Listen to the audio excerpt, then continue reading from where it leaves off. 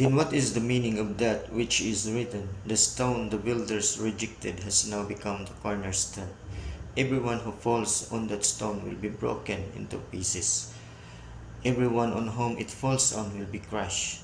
So if you ignore the word of Moses saying God will raise a prophet in this present time in which there is no existing prophet, then God will raise a man from the dead to show that as a sign that he was sent by God. But that sign will do nothing to you. For the scripture says that if they do not believe Moses and the prophets, they won't even be convinced even if someone rise up from the dead. Just think how God hardened the heart of Pharaoh, the king of Egypt. Then God will give the message to the others.